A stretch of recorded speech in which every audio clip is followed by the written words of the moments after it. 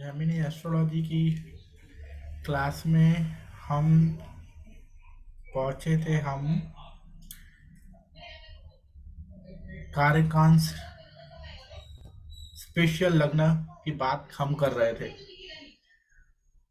तो जो स्पेशल लग्न है उसमें जो सबसे इम्पोर्टेंट जो लग्न है वो है उपपद लग्न। हम देखेंगे उपपद लग्न, देखेंगे कारकांश लग्न, देखेंगे भाव आरूढ़,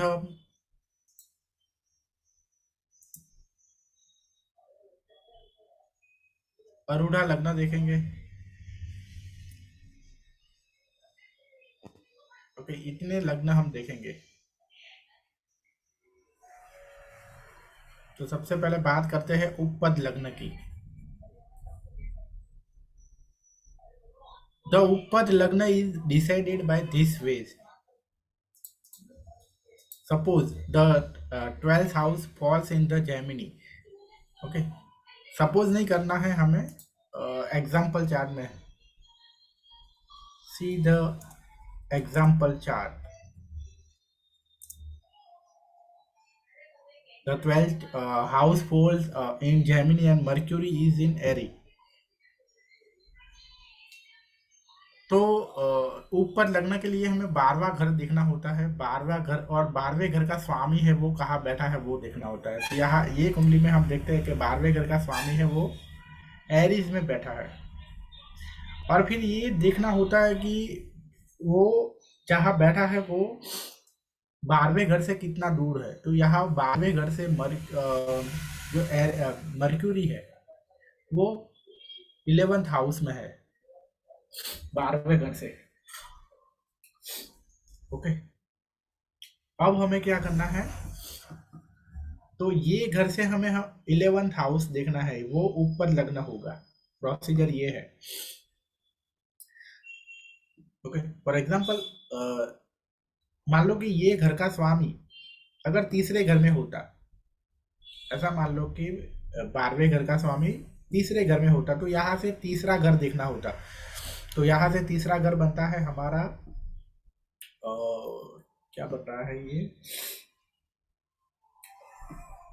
लिब्रा बन रहा है। तो ये इसका ऊपर लगना है वो लिब्रा बनता है। ओके, लेकिन यहाँ हमारा हमें क्या देखना है, हमें यहाँ मर्क्यूरी से जो कंडीशन है वो 11th हाउस में था। तो यहाँ से हमें 11th हाउस देख रहा है। तो यहाँ से हम 11th हाउस देखते हैं तो वो एक्वेरियस आ रहा है, मतलब कि ये कुंडली में जो ऊपर लगना है वो एक्वेरियस है। ओके, तो ऊपर लगने से क्या पता लगता है कि पर्सन का जो स्पाउस है वो कैसा होगा, उसके बारे में सारी चीजें हैं वो सब यहाँ पता लगती है कि उसका नेचर कैसा होगा। वो सब पता यहाँ से लगता है।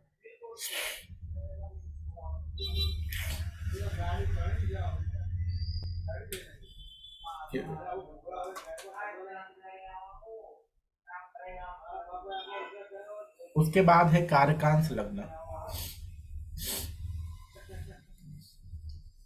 कारकांश लग्न से मेनली जो पर्सन का जो कैरियर है वो देखा जाता है। अगर कारकांश लग्न बहुत ही अच्छी तरह से पर्सन के कैरियर के बारे में बताता है। तो कारकांश लग्न हम कैसे देखेंगे? ओके, यही चार्ट के लिए, यही चार्ट का हमें मतलब जो भी चार्ट है उसका नवमांश निकालना होता है। तो ये जो एग्जाम्पल चार्ट हमने जो लिया है इसका ही ये नवांश चार्ट है। ये है ये नवांश चार्ट में हमें देखना होता है कि जो आत्मकारक प्लैनेट है वो कहाँ बैठा है, वो हमें देखना होता है नवांश में। ओके, तो हमें सबसे पहले तो यहाँ हर प्लैनेट की डिग्री नहीं दी है, लेकिन ऐसा मान लो कि आत्मकारक प्लैनेट है वो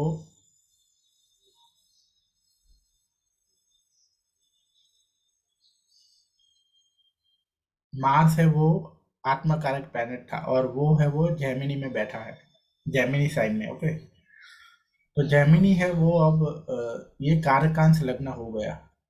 इसका मतलब ये है कि यही कुंडली में हमें जैमिनी को पहला घर मान के पूरी कुंडली को हमें घुमा देना है। तो पहले घर में मून आएगा, दूसरे घर में केतु आएगा, इस तरह से होगा। ओके, सातवें घर छठे घर में जुपिटर आएगा, आठवें घर में कोई नहीं है, नौवें घर में मार्स और राहु आएंगे, इस तरह से। तो ये पर्सन की यहाँ इसका जो ये पर्सन का जो कैरियर होगा, वो कैरियर उसको जो सिलेक्ट करना चाहिए वो जेमिनी को कंसीडर करके सिलेक्ट करना चाहिए। क्योंकि जैसे मेरा भी अगर मेरी बात करूँ तो मेरा कारकांश लग्न है वो सेजिटेरियस है।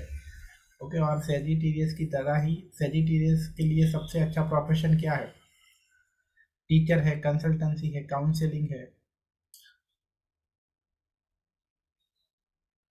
कंटेंट क्रिएटर है, कंटेंट मेकर है, कंटेंट राइटर है। इस तरह से तो मैं टीचर हूँ। मैं हालांकि मैं कंसल्टेंसी से ज़्यादा टीचिंग करवाता हूँ। ओके, तो ये होता है कि आपके कारकांश लग्न है वो हमें बहुत ही हेल्पफुल रहता है कि हम कौन सा जो कैरियर कौन सा फील्ड हमें चूज करना चाहिए कैरियर में, तो वो उसके लिए बहुत ही अच्छा है। तो एक बार और मैं बता देता हूँ कि हमें नवमांश कुंडली में किसी भी कुंडली का हमें नवमांश देखना है, और वो नवमांश में जो आत्मकारक प्लैनेट है वो कहाँ बैठा है वो देखना है। गलती से जो रेगुलर कुंडली है उसमें मत देखना।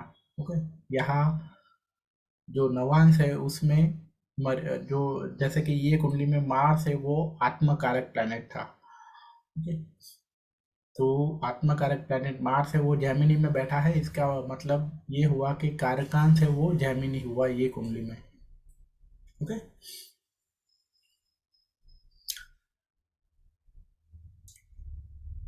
भाव अरूढ़म और अरूढ़ा लग्न।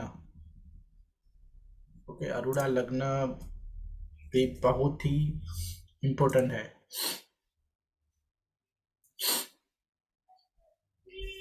तो ये कभी कभी आपको बहुत कभी कभी आपको ऐसा लगेगा कि जो पर्सन का जो नेचर है ना वो हमारे जो रेगुलर कुंडली में जो हमारा लग्न होता है उससे भी ज़्यादा अरूढ़ा लग्न में जो आता है वो मैच होता है। फॉर एग्जांपल, मैं अगर मेरी ही बात करूँ तो मेरा रेगुलर लग्न है वो लियो है, बट मेरा अरूढ़ा लग्न है वो लिब्रा है।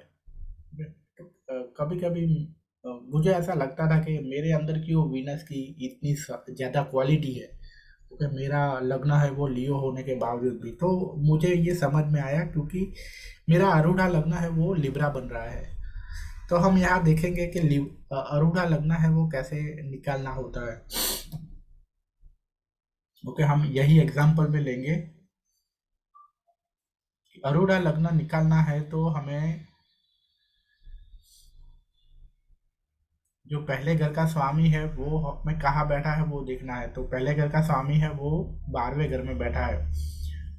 तो उतने ही अभी यही घर से 12वें घर में जो बैठा है वो अरूढ़ा लग्न होगा। ओके, मतलब यहाँ जैमिनी से 12वें घर में कौन सी राशि है? तो वो टॉरस है, मतलब कि ये कुंडली में अरूढ़ा लग्न है वो टॉरस हुआ।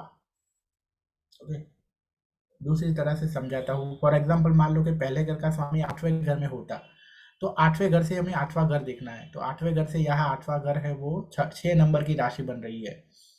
तो ये उस केस में इसका जो अरूढ़ा लग्न है वो वर्गो बनता है। फॉर एग्जाम्पल, मेरी कुंडली में ऐसा ही है कि मेरे पहले घर का स्वामी है वो 8वें घर में है। ओके, और इसीलिए 8वें घर से 8वां घर होता है यहाँ। ओके, मेरा लिब्रा आता है 8वें घर से 8वां घर। ओके, क्योंकि यहाँ रेगुलर लग्न है वो लियो है। ओके, उसका स्वामी यहाँ पाइसिस में बैठा है, और पाइसिस से 8वां घर होता है लिब्रा। ओके, तो मतलब इसीलिए मेरा अरूढ़ा लग्न हुआ लिब्रा हुआ। तो ऐसा होगा कि अरूढ़ा लग ओके, और वो पर्सन की लाइफ है वो अरूढ़ा लग्न, उसका नेचर हो सकता है कि कभी कभी जो रेगुलर लग्न है उससे भी ज़्यादा उस लग्न की तरह उसका बिहेवियर नेचर हो सकता है। भी बात कर रहे थे, कहाँ गए?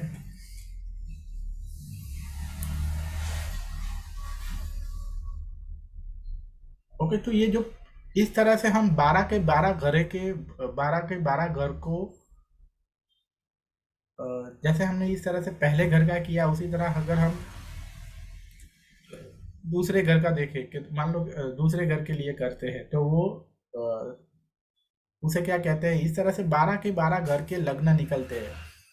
ओके, इसे ये कहते हैं, जैसे कि पहले घर का जो हमने अभी लग्न निकाला उसे अरूढ़ा लग्न कहते हैं या लग्न पदम कहते हैं। अगर उसी तरह दूसरे घर का अगर निकालते हैं तो उसे धन अरूढ़ा कहते हैं। तीसरे घर का कहते हैं, भातृपदम कहते हैं। चौथे को मातृपदम, फिर पांचों के पौत्र पदम। इस तरह से 12 घर को निकला जाए। जैसे हमने 12वें घर का निकाला था उसे हम क्या कहते थे, उपपद लग्न कहते थे। और उपपद, ओके, हमने आगे आगे देखा उपपद। बट इसमें से सबसे जो इम्पोर्टेंट है वो कौन सा है, ये लग्न अरूढ़ा जिसे हमने अभी देखा। तो अ, ये बहुत इम्पोर्टेंट है, और ये दोनों बहुत इम्पोर्टेंट है, पहला और 12वां। और हमने कौन सा देखा, कारकांश लग्न है, वो इसमें नहीं आता है। कारकांश लगता है तो अलग अलग से ही देखना होता है। ओके, तो ये सब मतलब, ये सब ढूंढने की क्या, एस्ट्रोलॉजी में अरे जेमिनी एस्ट्रोलॉजी से आप धन और अरूढ़ा अगर आप देखते हो, ओके, धन अरूढ़ा मतलब वहां से जो कुंडली बनेगी वहां से आपको वो पर्सन के फाइनेंशियल कंडीशन के बारे में समझ में अच्छी तरह से समझ में आएगा। ओके, उसके कैरियर को अच्छी तरह से समझना है तो उसके 10वें पद का लग्न ढूंढिए आप। सॉरी, 10वें घर का लग्न ढूंढिए, या पहले घर का लग्न ढूंढा उसे लग्न अरूढ़ा कहते हैं। 12वें घर का लग्न ढूंढा उसे उपपद लग्न कहते हैं। इसी तरह हर घर का ये लग्न निकलता है जैमिनी एस्ट्रोलॉजी में। ओके, तो हर हर घर का अगर अच्छी तरह से समझना है तो वो घर का आप लग्ना निकालो यहाँ, जिसे पद पद भी कहते हैं यहाँ। ओके, फॉर एग्जाम्पल यहाँ कुछ एग्जाम्पल दिया है। Gemini says that when Lagna Arudam is occupied by Jupiter or Venus or Moon, the native will become government officer or political leader. Okay, अगर मतलब अरूढ़ा लग्न में पहले घर में ये आ जाए तो the planets posited in the 11th house from the lagna arudha, मतलब अरूढ़ा लग्न से, will represent the source of income. Okay, when good planets are found there, the person will earn in righteous ways. When bad planets are there, the person will earn by hook or crook. Okay, मतलब अरूढ़ा लग्न है, बहुत ही important है Gemini astrology में, अरूढ़ा लग्न और कारकांश लग्न। But सबसे पहले अगर मैं नंबर वाइज अगर सबसे पहले किसी को रखना चाहूँ तो वो अरूढ़ा लग्न है। अब यहाँ बात हो रही है उपपद या और उपपद लग्न।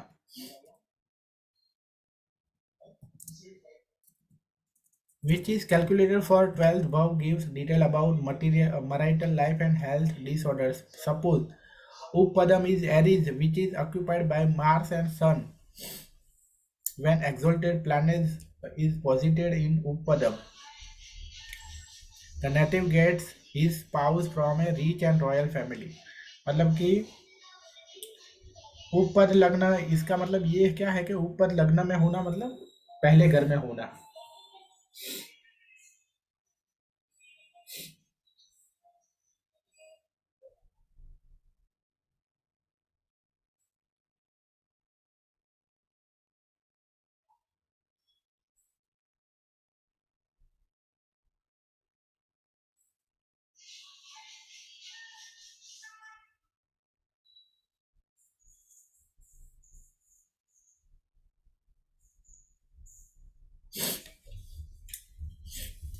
उपपद यहाँ ऐसा लिखा है, इसका मतलब ये है कि वो पहले घर में आना, उपपद लग्न में होना। तो इसका मतलब पहले तो सोचते रह जाएंगे कि उपपद लग्न में होना मतलब क्या। तो उपपद लग्न में होना इसका मतलब है सिंपल के पहले घर में होना। ओके, यहाँ जैसे यहाँ भी ये चीज़ लिखी थी लग्न अरूढ़म इज ऑक्यूपाइड बाय जुपिटर और वीनस, तो उसका मतलब क्या, तो पहले घर में होना मतलब, ठीक है।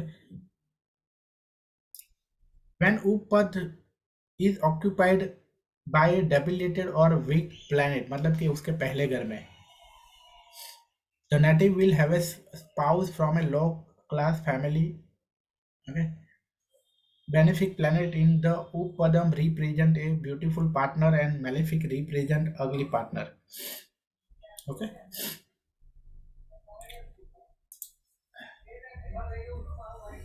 यहाँ लिख देता हूँ, मीन्स फर्स्ट हाउस ऑफ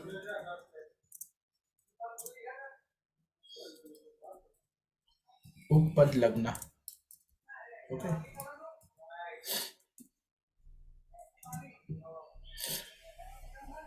तो इसलिए एस्ट्रोलॉजी, जेमिनी एस्ट्रोलॉजी में ये चीज, एस्ट्रोलॉजी का जो जो मेन चीज है वो यही है कि जेमिनी एस्ट्रोलॉजी जो सबसे अलग पड़ती है ये यही है कि उसमें वो कारक होते हैं, आत्म कारक, अमात्य कारक, और यहाँ इस स्पेशल लग्न होते हैं। ये दो चीजें हैं वो बहुत ही इंपॉर्टेंट है जेमिनी एस्ट्रोलॉजी में, ओके। यहाँ दशा सिस्टम भी है, ओके। पर इसका मतलब ये नहीं है कि आप वो जो रेगुलर दशा है वो आप यूज नहीं कर सकते हो। आप वो जो विंशोत्तरी दशा है वो हम यहाँ यूज कर सकते। फॉर एग्जाम्पल, अगर किसी की कुंडली में राहु केतु तो कभी नहीं बन सकते, गुरु है वो आत्मकारक है और गुरु की दशा स्टार्ट हो गई, तो हम ऐसा कह सकते हैं कि ये पर्सन के अभी आत्मकारक प्लैनेट की दशा चल रही है, ओके। तो वो उस चीज से आप इंटरप्रेट कर सकते हो, वो चीज कंपलसरी नहीं है कि जैमिनी एस्ट्रोलॉजी की ही दशा लेनी है आपको। पर जैमिनी एस्ट्रोलॉजी को अगर आपको यूज करना है तो ये दोनों में ये चीज तो एक, वो चीज तो आपको लेनी ही पड़ेगी, वो कंसेप्ट को आप तो लेना ही पड़ेगा कि कौन सा प्लैनेट आत्मकारक है, कौन सा अमात्य कारक है, कौन सा धातु कारक है, ओके। वो देखना पड़ेगा आपको।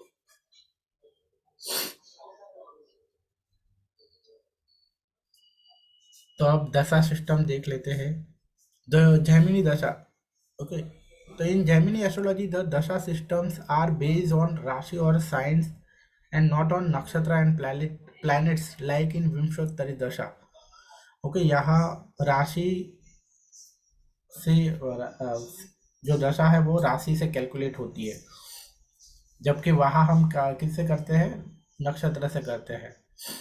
नक्षत्र को मेन ध्यान में रखते हैं। देर आर मैनी डिफरेंट दशा इन जैमिनी लाइक चर दशा, स्थिर दशा, त्रिकोण दशा, शूल दशा, वर्णक दशा, नवांश दशा, ब्रह्म दशा, योगर्धा दशा, दृग दशा, मंदुक दशा, just to mention a few of them, okay. लेकिन हम यहाँ ये चार है वो सबसे इम्पोर्टेंट है, चर दशा, ओके। लेकिन हम इसमें भी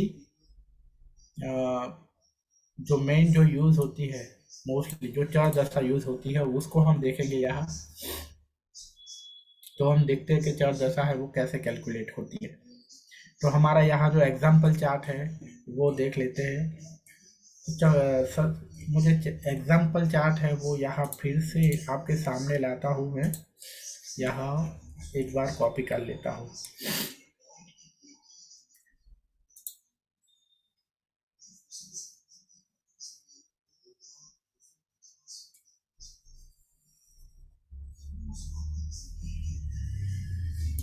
यहाँ नहीं आएगा,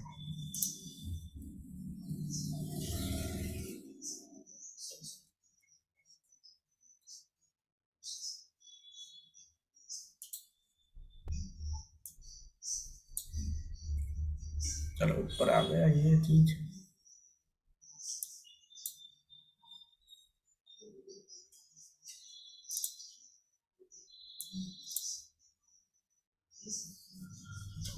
ओके, तो सबसे पहले कुछ चीजें हैं वो हमें समझनी पड़ेगी यहाँ आगे। Aries, taurus, Gemini, Libra, Scorpio और सेजिटेरियस, इनको समपद राशि बोलते हैं। Cancer, Leo, Virgo, Capricorn, Aquarius and Pisces को विषम पद राशि बोलते हैं, ओके। तो नाइन साइन जो होती है असेंडेंट से, ओके, अगर ये सम पद राशि में आती है तो दशा है वो असेंडेंट राशि से क्लॉकवाइज ऑर्डर में हमें लेना है।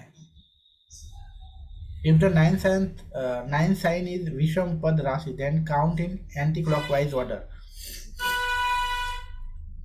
ओके, हम हमारे एग्जाम्पल चार्ट में एग्जाम्पल चार्ट है उसमें एक बार देख लेते हैं।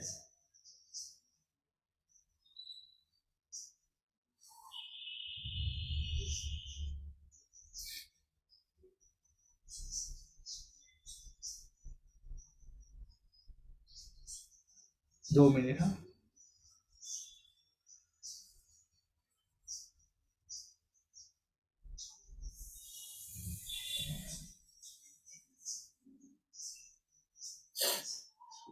तो हमारे यहाँ एग्जाम्पल चार्ट में हमें ये देखो कैंसर है, ओके, और कैंसर का स्वामी है वो, सॉरी कैंसर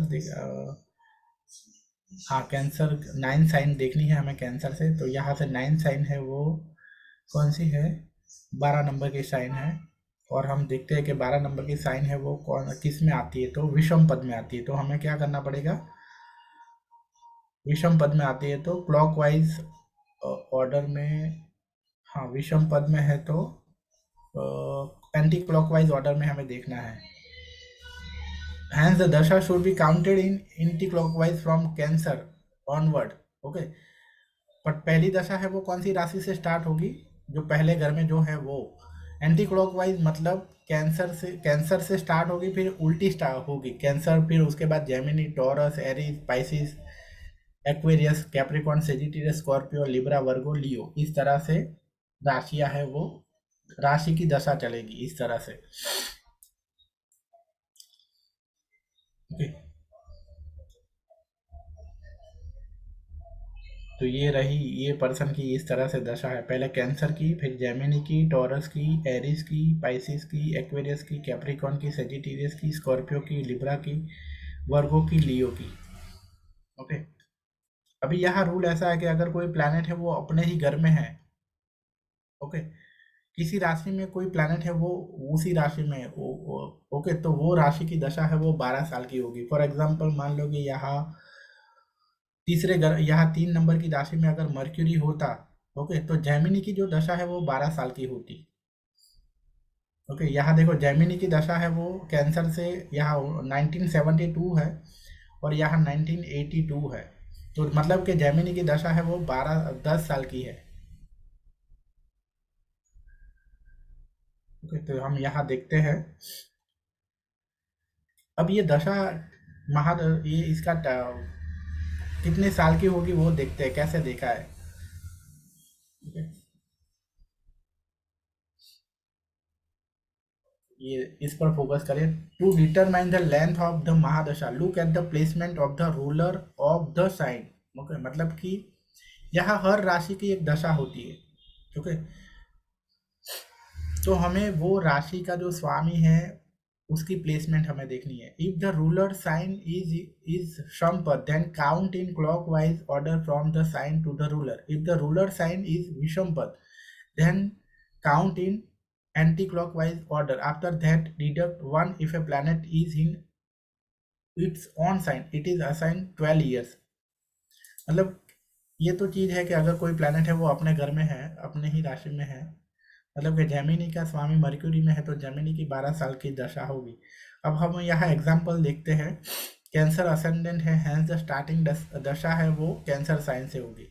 सिंस, अब देखते हैं यहाँ, कंसिडर करो, इस पर फोकस करो। मून है वो who is the lord of the sign is posited in Gemini, it's dasha length will be 1 year.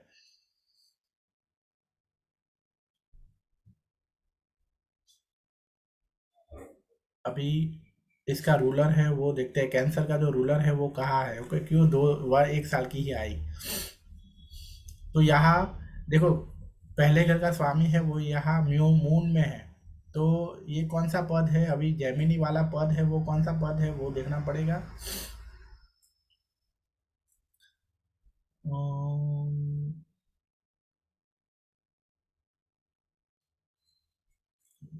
इसमें देखना पड़ेगा, एरीज सॉरी जेमिनी है वो कौन से पद में आता है, सम पद में आता है। तो सम पद में आता है तो क्या करना है, then clock and clockwise order.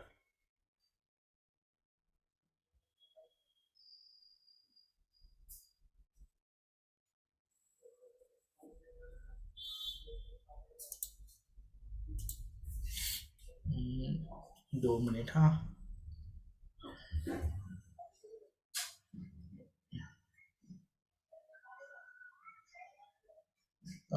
Look at the placement of the ruler of the sign. If the ruler sign is samapad, okay, मतलब कि हमें रूलर की साइन देखनी है, मतलब कि यहाँ रूलर की साइन है वो कैंसर मानी जाएगी। तो कैंसर को कंसीडर करके हमें डिसाइड करना है कि एंटी क्लॉकवाइज जाना है या क्लॉकवाइज जाना है, नहीं कि इसका जो रूलर जो साइन है जो साइन में है उसको देखकर। ओके, तो यहाँ हमें कैंसर को देखकर कंसीडर करना है कि एंटी क्लॉकवाइज कैलकुलेट करेंगे या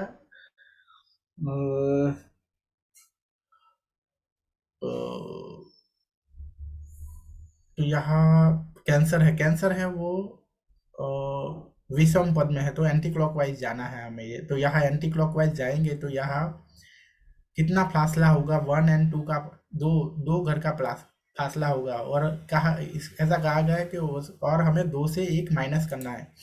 ओके, तो 2 से 1 माइनस किया तो 1 आया, इसीलिए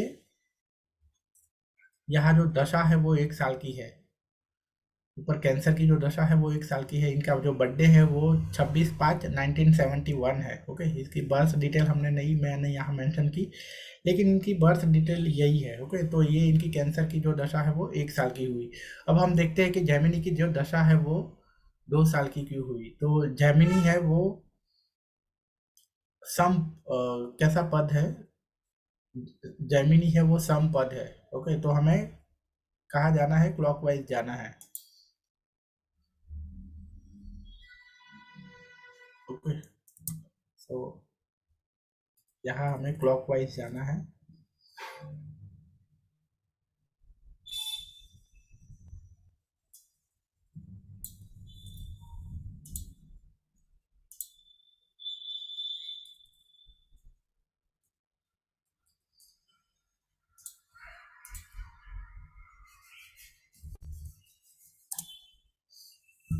ओके, तो हम क्लॉकवाइज जाएंगे और जेमिनी से इसका जो रूलर है वहाँ तक, 1 2 3 4 5 6 7 8 9 10 11, 11 हो, 11 है। ओके, तो 11 में से लेकिन हमें क्या करना होता है, 1 माइनस करना होता है। ओके, इसीलिए जेमिनी की जो दशा है वो 10 साल की आई। उसी तरह हर राशि की दशा आएगी। ओके, जैसे टॉरस की 11 ईयर की आती है, कैप्रिकॉन की 9 साल की आती है, स्कॉर्पियो की 4 साल की आती है। ओके, तो इस तरह से हमें महादशा का जो पीरियड है वो कैलकुलेट करना है। ओके,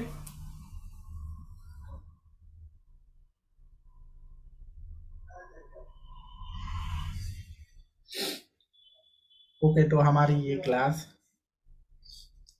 जेमिनी की क्लास है वो क्लोज हो रही है। ओके, हाँ, और एक बात ये कह देता हूँ कि ये ज़रूरी नहीं है कि आपको ये दशा ही यूज़ करनी है, ये दशा। ओके, हमें जनरली हम वो दशा यूज़ करेंगे, कंसेप्ट।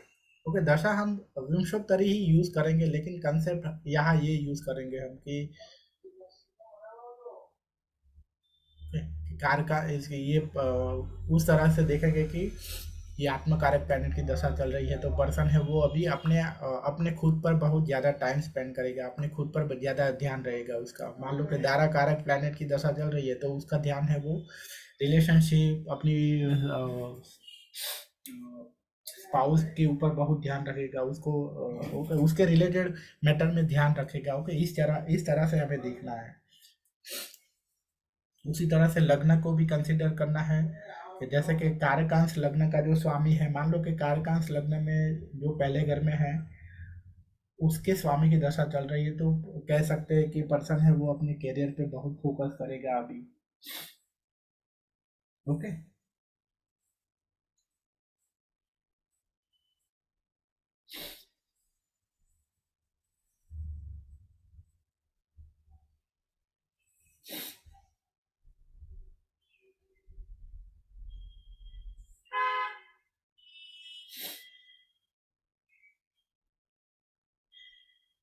ओके, तो क्लास को अभी क्लोज करते हैं।